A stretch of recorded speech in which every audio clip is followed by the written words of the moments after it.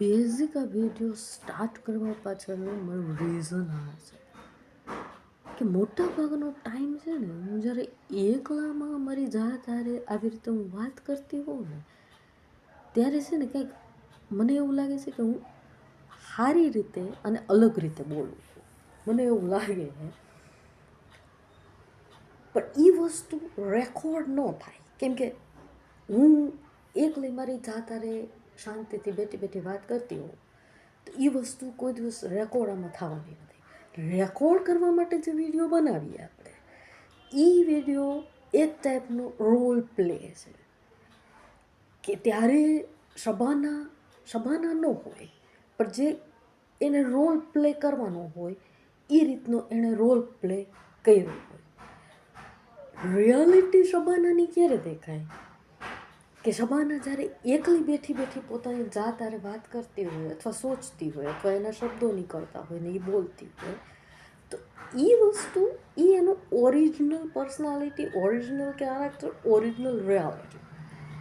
બાકી વિડીયો બનાવવાના મોટિવ કે ઇન્ટેન્શનથી હું જે કાંઈ વસ્તુ સ્ટાર્ટ કરું અને એમાં જેવું પરફેક્શન આવે એ પરફેક્શન મારું એક્ટિંગનું પરફેક્શન કહેવાય.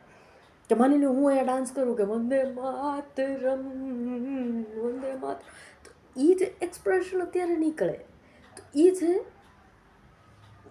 માણસને કેમેરા સામે એ પોતે ઓલું કહે ને કે સ્ક્રિપ્ટ એક એક્ટરને સંભળાવે અને પછી એ સ્ક્રિપ્ટની અંદર એ એક્ટર કેટલો ડૂબી શકે છે, એ ડાયલોગને કેટલો ઇન્ટેન્શનલી બોલી શકે છે.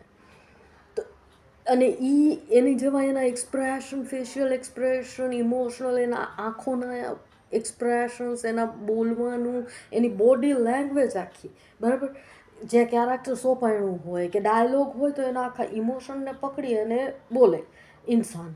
તો એ જે વસ્તુ છે એ છે એક્ટિંગ. દરેક ઇન્સાન પોતાની લાઈફમાં એક એક સેકન્ડ એક્ટિંગના મોડમાં હોય છે.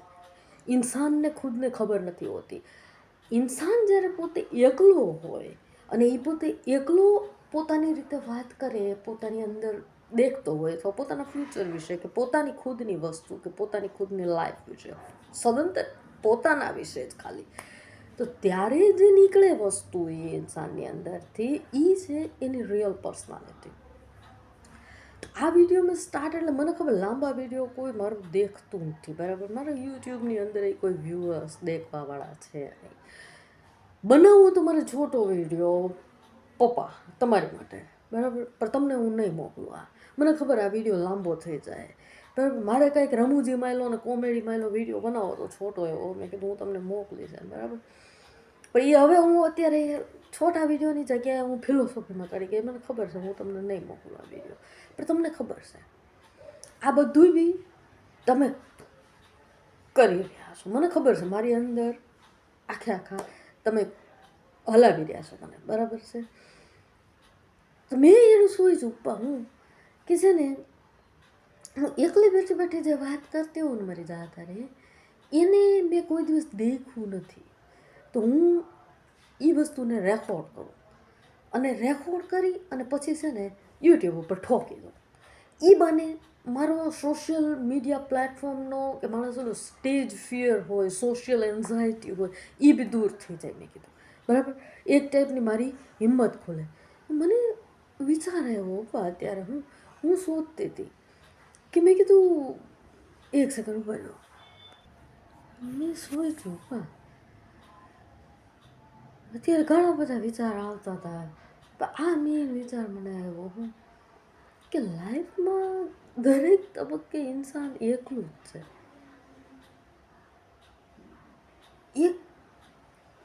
હું એક ટાઈમ હતો હું કોલેજમાં કેમ હતી મને હજી યાદ છે. એક વખતે અમે લોકો બહાર બેઠા હતા અને એક વાત નીકળી ને તો એમાં મેં ભાઈને કીધું હતું, મેં કીધું કે ભાઈ તો મેરેજ કરવાના બરાબર, તો ભાઈના તો મેં કીધું તમારા મેરેજ થઈ જાય, હું તો મેરેજ કરવાની નથી મેં કીધું બરાબર.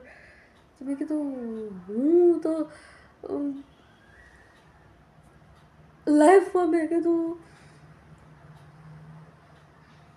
મારી પાસેથી મેં કહ્યું મારો ભાઈ નહીં રહે. મેં કહ્યું મારી પાસે અત્યારે તે મારો ભાઈ મારી પાસે છે. મેં કીધું એ ભવિષ્યમાં મેં કીધું મારો ભાઈ મારી પાસે નહીં રહે. મેં કીધું કેમ કે એના મેરેજ થઈ ગયા છે. મેં કીધું તો એમ કરીને હું રોવા માંડી હતી. નાની હતી ને ત્યારે એક વખત તો એ ત્યારે ભાઈને બધા દાંત, મમ્મીને બધા દાંત કાઢતા હતા કે કાંઈ એવું એવું નહીં. પણ મને ખબર પડી કે હું એક સેકન્ડ પર હું ભૂલી થાઉં છું કે મને એ બી ખબર હતી. પણ મેં કીધું હું હંમેશા કહેતી બી ઘરમાં એમ કે મારાથી મારા ભાઈના મેરેજ થયા પછી મારા ભાઈની લાઈફમાં મારાથી ઇન્ટરફિયર ન થાય. કેમ કે એની લાઈફ, એની વાઈફ હોય, એના બાળકો હોય, એની લાઈફ આખી અલગ થઈ જાય. બરાબર, હું એની અંદર એક વધારાનું ઇન્સાન હોય ને એવું લાગે. માની લો હું મારા ભાઈ પૈકી રહું ને મારો ભાઈ મને રાખે ને તો બી મને અત્યારે હું સોચતી હતી એમ કે સમાજની સિસ્ટમ કેવી, એમ સમાજની સિસ્ટમ અથવા દુનિયા એવું એમ કે ભાઈ, અને મેં મારું સોચ્યું ઉપર ફ્યુચર એમ કે જો હું મેરેજ નથી કરતી, મેં નથી જ કર્યા બરાબર, તો મારે એકલું રહેવાનું થાય.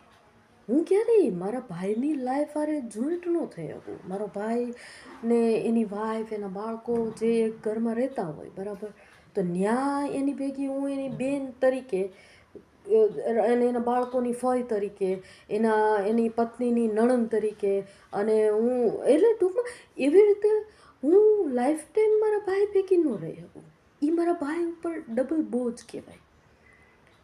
અને એના બાળક કદાચ મારો ભાઈ એક્સેપ્ટ કરી લે આલો બરાબર, પણ મારી ભાભીને માટે એમ નહીં, મારે જે ભાભી હોય, મારા ભાઈની વાઈફ, એની જવાબદારી છે કોણ?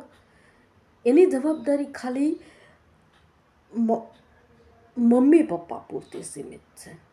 મારા ભાઈના માતા પિતા જે હોય એના પૂરતી મારી ભાભીની જવાબદારી સીમિત છે. મારી જવાબદારી મારી ભાભીએ ન ઉપાડવાની હોય. હું અધર પર્સન છું, છોકરી ઘરની અંદર.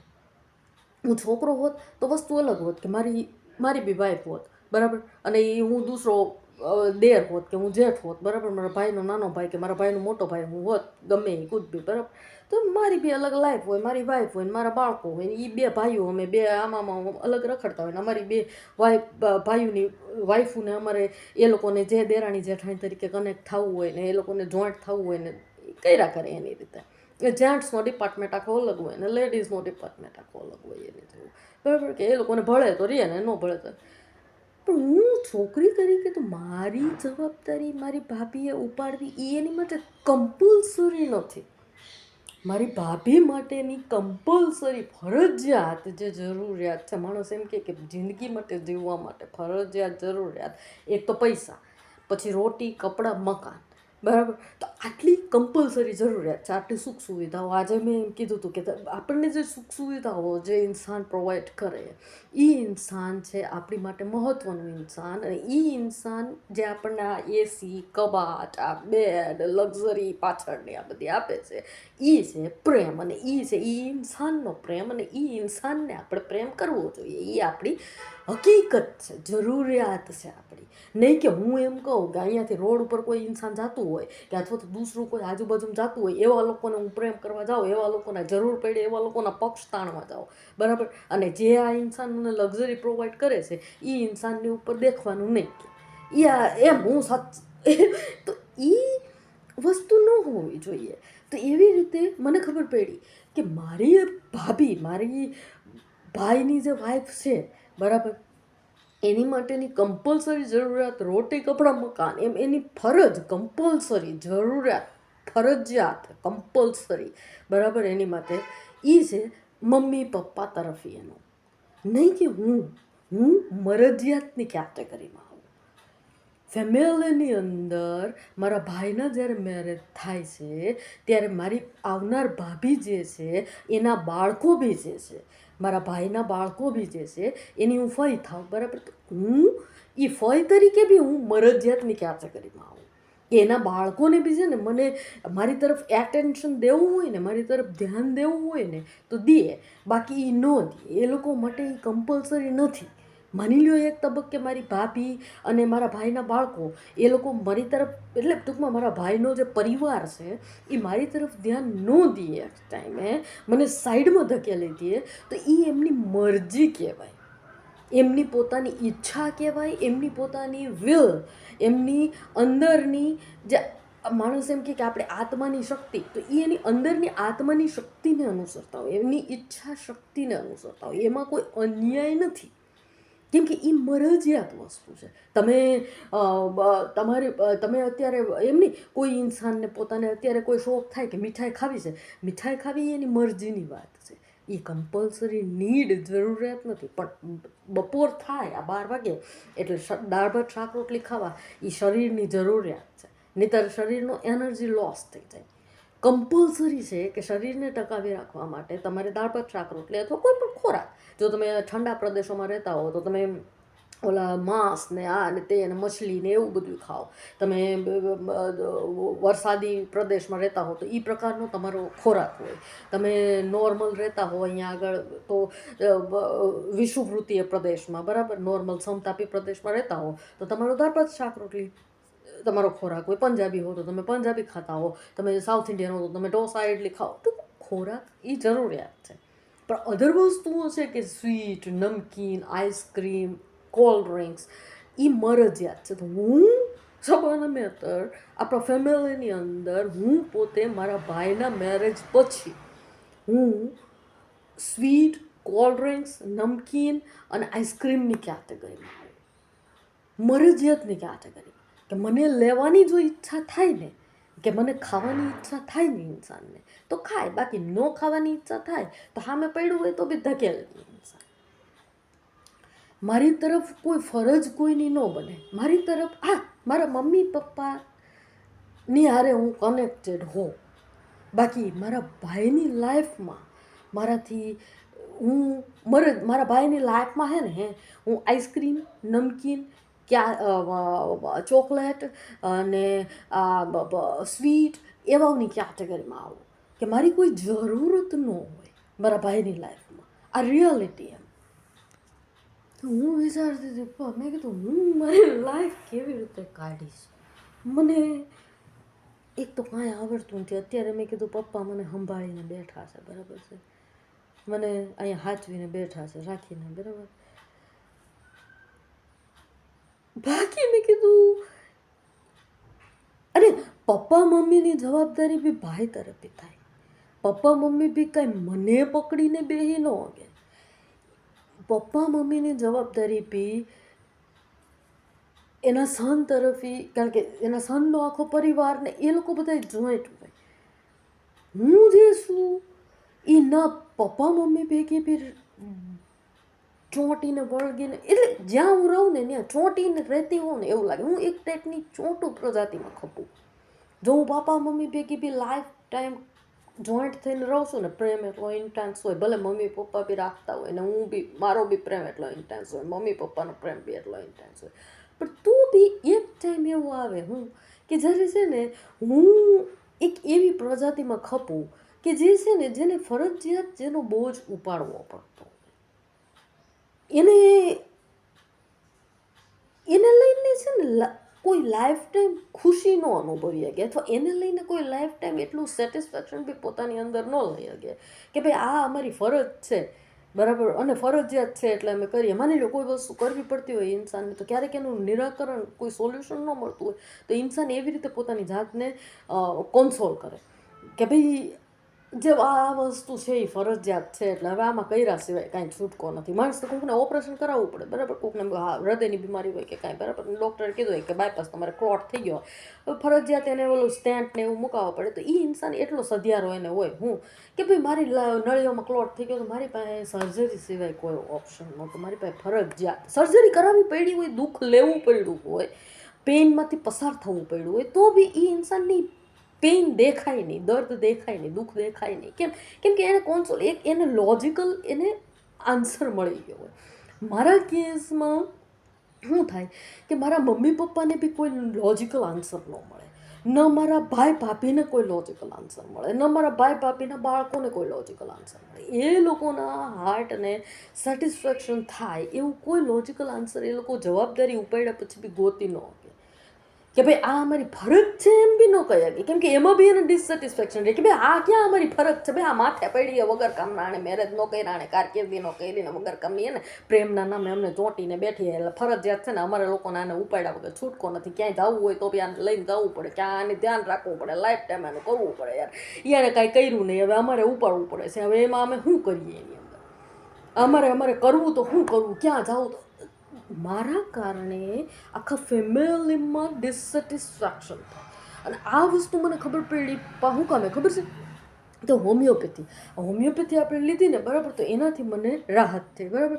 તો હોમિયોપેથીની કરતાં બી મને ત્યારે લાઇટ થઈ હતી કે હોમિયોપેથી કરતાં બી મોટી ટ્રીટમેન્ટ આ મિનિમલ ડોઝથી જો આટલી ઇફેક્ટ થતી હોય, બરાબર, તો એનાથી બી મોટી ટ્રીટમેન્ટ થેરાપી છે એ છે ઇન્ટરપર્સનલ રિલેશનશિપ. ઇન્ટરપર્સનલ રિલેશનશિપ એટલે જે એક ફેમિલીની અંદર કે એક જગ્યાએ માણસો જે ગ્રુપમાં રહેતા હોય, એટલે ફેમિલી હોય, બરાબર, સોશિયલ વસ્તુ, સામાજિક વસ્તુ, તો એમાં એ લોકોના એક ઇન્સાનના વર્તનની અથવા એક ઇન્સાનની બિહેવિયરની હાજરીની ઇફેક્ટ અધર પર્સન ઉપર કેવી પડે છે, અને એના કારણે એ લોકોના માનસિક એ લોકોની જે પેટર્ન હોય એ કેવી વિચારોની બદલાય છે, અને એ બદલાયેલા વિચારોની પેટર્નના કારણે કેવા વસ્તુઓ એ લોકોની અંદર ઉત્પન્ન થાય છે. સાયકોસોમેટિક રોગ, બરાબર, એન્ઝાયટી ઉત્પન્ન થાય કે આ ફરજિયાત આને રાખો, એન્ઝાયટી, ડિપ્રેશન, તણાવ, સ્ટ્રેસ, એને કારણે દૂસરા ઇન્સાનોને મસ્ક્યુલર પેઇન, સ્નાયુઓનો દુખાવો, આ તે થાક, ફટીક બધું ઉત્પન્ન થયા રાખે. તો વસ્તુ મેઇન એ છે કે ઇન્ટરપર્સનલ મને ખબર પડી કે મારા કારણે મારા ફેમિલીની આખી સિસ્ટમ ખરાબ થઈ જાય ફ્યુચરની અંદર, લોંગ ટર્મ ફ્યુચરની અંદર. મારે ફરજિયાતપણે મને આવડે કે ન આવડે, કે કરવું કે ન કરવું, દુનિયાની અંદર મારી પાસે બે ઓપ્શન: કાં મેરેજ કરીને મારું ઘર વસાવું, મારું અલગ કરી લઉં, દુનિયાની છોકરીઓ કરે એમ, તો સમાજના એક સિસ્ટમમાં ફિટ બેસી જાય કે એનો પતિને એના બાળકોના જીવવા માંડે, બરાબર. અને એ ન થાય ને તો મારે શું કરવું પડે કે મારે લાઈફ ટાઈમ મારું એકલું મારે કાંઈક કરવું પડે, રહેવું પડે મારે એકલું. હવે એ કેવી રીતે હું રહીશ કે કેમ કરીશ એ મને કાંઈ ખબર નથી. કેમ કે એ તો મારું ફિક્સ છે કે મેરેજ તો હું કોઈ કાળે નહીં કરું જિંદગીની અંદર. મારી બીક જ એટલી છે, બરાબર. જેમ મેં કીધું કે એલોપેથી કે સર્જરી કે નહીં કરવું, નામ અબ્દુલ હે મેરા, સબકી ખબર રખતા હું, પગ કપાવવા પડે તો તૈયાર, પણ હું એલોપેથિક નહીં ખાઉં. એમ મેં હોમિયોપેથિક કર્યું તો મને લાગે કદાચ આ છે ને મારી માટે નવો પાથ ખુલે છે કે તે હોમિયોપેથિક કર્યું ને, બરાબર, તારી પાસે તારો ઈલાજ છે, તારી જ વસ્તુઓ, અને કદાચ એમ કે તારી જે થોટ પેટર્ન છે ને એ ખોટી નથી. જો હોમિયોપેથીએ તને ઇફેક્ટ કરી તો તારી થોટ પેટર્ન જે છે, જેમ મેં કીધું હતું કે હું ટ્યુશન નહીં રાખું, હું મારા ગ્રુપ આરે નહીં રહું, મારા ગ્રુપને છોડી દઈ, મેં ટ્યુશન ન રાખ્યું, મારા ગ્રુપને કોલેજની અંદર છોડી દીધું, દૂસરા કોઈ ગ્રુપમાં મેં કીધું હું એન્ટર નહીં થાવ, પછી ઇન્ટર્નશીપ ને ડૉક્ટરી વખતે કોઈ ડૉક્ટર પાસે હું શીખવા માટે નહીં જાઉં, ત્રીસરું કે હું એટલે આવા જે મેં રેબેલ વસ્તુઓ કરી સમાજની પદ્ધતિઓથી વિરુદ્ધ, બરાબર, તો એમાં દરેકમાં જેમ હું સક્સેસ ગઈ એમ કદાચ આ હોમિયોપેથીનું જે આ ફરી વખત મેં રેબેલ કર્યું કે એલોપેથિક નહીં લઉં, સર્જરી નહીં કરું, તો હોમિયોપેથિકથી ઇફેક્ટ થઈ તો કદાચ ખબર નહીં, મને લાગે મારી થોટ પેટર્ન કે છે ને હું એકલી રહેવાનું મારા લાઈફમાં નક્કી થયેલું. કેવી રીતે રહીશ ખબર નહીં. આ વિડીયો લાંબો થઈ ગયો, મને કંટાળો ચડે છે આ વિડીયો પોસ્ટ કરવાનો, કંટાળો ચડે તો મારે છોટો વિડીયો બનાવો તો પહેલાં આને ઠોકી દઈ. હું આ વગર કામનું બોલું છે ને તો 20 મિનિટનું છે ને, તો હવે એને યુટ્યુબ ઉપર ડાલ દઉં ને તો એક નામ પતે. મને એમ થાય કે મેં કંઈક કર્યું પરમાણ, નહીં તો આની અંદર કરીને ડિલીટ કરી નાખું, એનું કોઈ મિનિંગ નથી. ઠોકી દઉં છું યુટ્યુબ પર, તમને નહીં મોકલું. હા, તમારી માટે કાલે હું કોમેડી વિડીયો બનાવી નથી, આ કંટાળાવાળો વિડીયો છે અને તમને ખબર જ છે બધી, તમે ઇનવિઝિબલી તમને બધી ખબર હોય છે. હાલ હું મૂકી રહેલો.